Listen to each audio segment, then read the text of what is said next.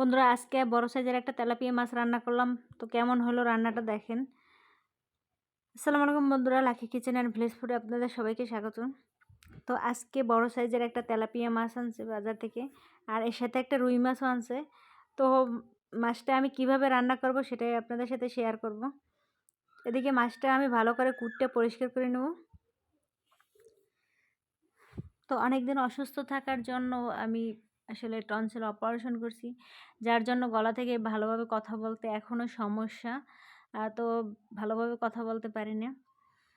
আর এদিকে তো অনেকদিন পর একটু সুস্থ হলাম, তো ভাবলাম আপনাদের সাথে ভিডিও দেওয়া হয় না অনেকদিন ধরে, তো এখন একটা ভিডিও দিই। যেহেতু বাজার থেকে মাছ আনছে, আমারও মাছটা অনেক পছন্দ হয়েছে।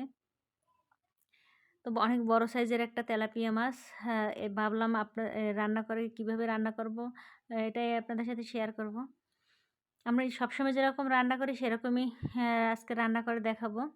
তো দেখেন এর মাছটা 1 কেজি হবে, অনেক বড় সাইজের মাছ। তো আমি মাছটাকে এখন কুটবো, আর কুটে ধুয়ে পরিষ্কার করে তারপর রান্না করতে চলে যাব। এদিকে একটা রুই মাছও আছে, এটা অবশ্য পরে রান্না করবো, কারণ এতগুলো মাছ খাওয়ার মতো আমাদের বাসায় লোক নাই। তো এদিকে আমি এই যে মাছটা ভালো করে কুটে ধুয়ে পরিষ্কার করে নিলাম, এখন রান্না করতে চলে যাব।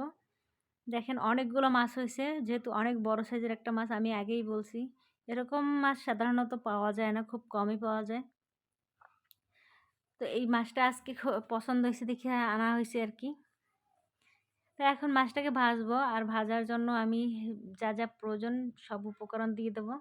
প্রথমে আমি লবণ দেব পরিমাণ মতো, বেশি দেওয়ার প্রয়োজন নেই, অল্প একটু লবণ দিলে হইবে। আর অল্প হলুদের গুঁড়া, মরিচের গুঁড়া দিয়ে আমি মাছটাকে ভাজবো। তো আগে আমি মরিচের গুঁড়ো দিয়ে দিয়েছিলাম, এখন হলুদের গুঁড়ো দিলাম। তো ভালো করে মাখিয়ে নিও, মাখিয়ে। আর এদিকে আমি আগেই চুলায় জাল ধরাই দিয়েছিলাম, আর একটা কড়াই দিয়ে দেব মাছ ভাজার জন্য। তো এই যে মাছটা আমি এখন হলুদ মরিচ ভালো করে মাখিয়ে নিই, আর ওদিকে কড়াই গরম হতে থাক।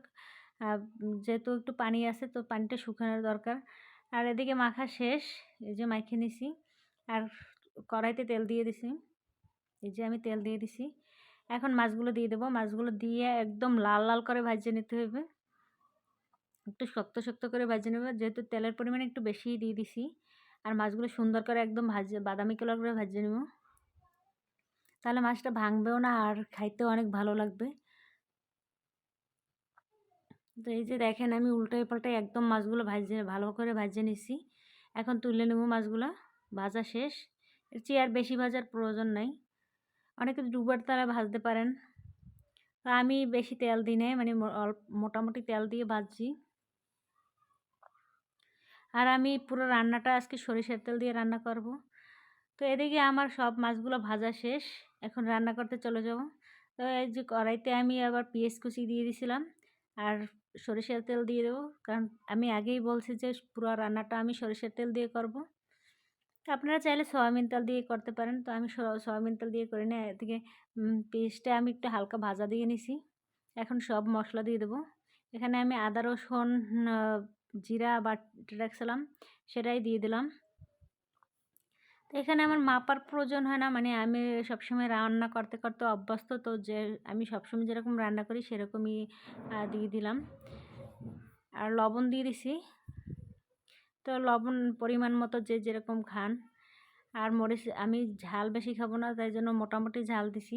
তো 2.5 চামচের মতো মরিচের গুঁড়া দেব, আপনারা চাইলে কম বেশিও দিতে পারেন। আর হলুদের গুঁড়া একটু কম দেব, তাহলে এর অনেক মজা লাগবে খাইতে, হলুদের গন্ধ আসবে না।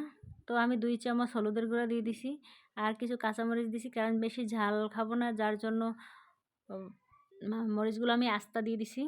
তো একটু নাড়াচাড়া করে তারপর একটু পানি দিয়ে দেবো, আর তারপর পানি দিয়ে ভালো করে ভুনতে হইবে। তো মশলাটা ভালো করে একদম কষাই নিতে হইবে নেড়ে চেড়ে। তো এদিকে আমি বেশি ঝাল না খাওয়ার জন্য মানে মরিচগুলা কাটতে দিলাম না।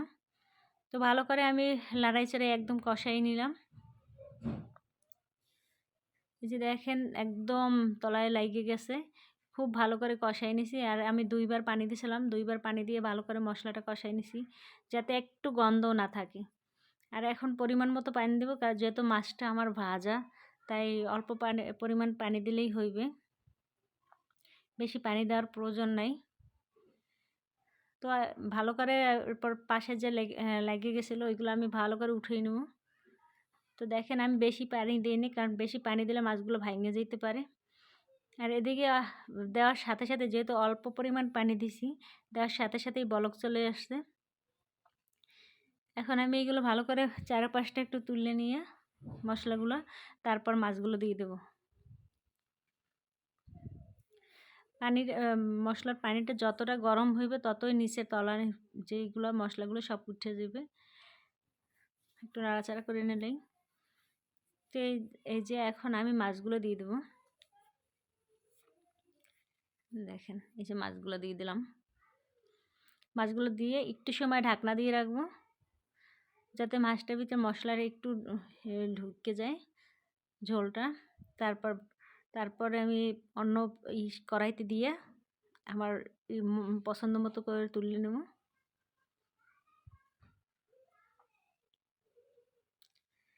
তো মাথা আর লেজটা দেওয়া হয় না, তো এটা উপর থেকে দিয়ে দিলাম। তো একটু সরাই দিতে হবে, আর যাতে মাথা আর লেজে ঝোলটা হয়, মানে ভালো করে সেদ্ধ হয়। তো এখন একটা ঢাকনা দিয়ে দেবো। তো আমি এই যে ঢাকনা দিলাম না, ওই কড়াইটাই উপর করে দিয়ে দিলাম। এই যে দেখেন আমার মাছটার কেমন রান্না হয়েছে। এবার আমি অন্য একটা কড়াইতে দিয়ে মাছটাকে ভালো করে করে নেব, রান্না করে নেব। তো মাছটা বেশি লাড়াচাড়া যাবে না, তাহলে ভেঙে যেতে পারে। আমার মতো এই টিপস ফলো করে রান্না করবেন, দেখবেন খাইতে অনেক মজা। তো এই যে দেখেন আমি এই যে মাছ কড়াইতে ভাজছিলাম, ওই কড়াইতেই আবার দিয়া মাছটা গেছে। তো আমার একটু লাড়াচাড়ায় ভুল হয়েছে, যার জন্য একটা মাছ একটু ভেঙে গেছে।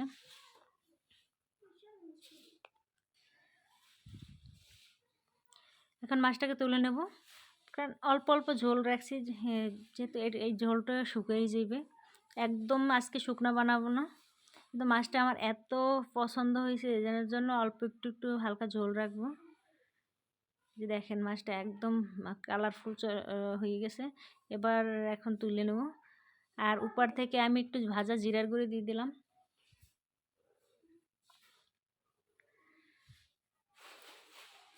ভাজা জিরার গুঁড়ি দেওয়ার পর এখন মাছটা তুলে নেব। তো এখনই এত সুন্দর হয়েছে দেখেন, তারপর তুলে নেওয়ার পর আরও মানে কালারটা চলে আসবে, আর মাছটা খাইতে অনেক মজা হবে। তো আমি একটা প্লেটে সুন্দর করে একটু ডেকোরেট করে নেব তুললে, কারণ সবসময় খাওয়ার সময় আমরা অন্য পাত্রেই সব তরকারি বা মাছ ঢালে নিই।